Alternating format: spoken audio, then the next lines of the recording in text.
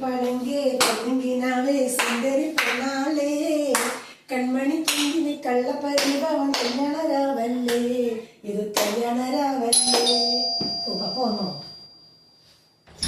പപ്പേ എന്താ ആന്റി കാണിച്ചേ?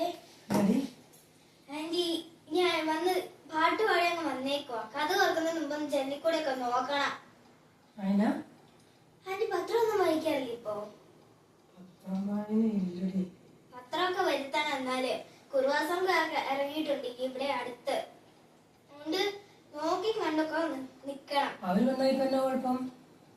എന്ത് കുഴപ്പമൊന്നും ഒരു കുഴപ്പമില്ല. വീട്ടിൽ കയറി സാധനം എല്ലാം എടുത്തോണ്ട് അങ്ങ് പോകും. ആന്റിക്ക് എന്തെങ്കിലും പറ്റിയാലോ? ഇപ്പൊ എന്റെ സ്ഥാനത്ത് വേറെ ആരെങ്കിലും രാത്രി ആയിരുന്നെങ്കിലും ഇപ്പൊ പകലായിട്ട് പിന്നെ സാരില്ല. എന്റെ സ്ഥാനത്ത് വേറെ ആരെങ്കിലും വന്നാലോ?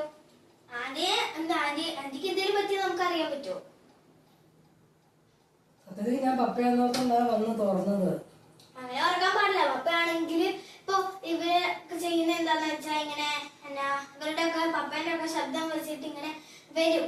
അപ്പൊ നമ്മള് പപ്പയാന്ന് വിചാരിച്ചൊക്കെ തുറന്നു പോകും. പക്ഷെ അങ്ങനെ തുറക്കാൻ പാടില്ല. ജനലിക്കൂടൊക്കെ നോക്കണം.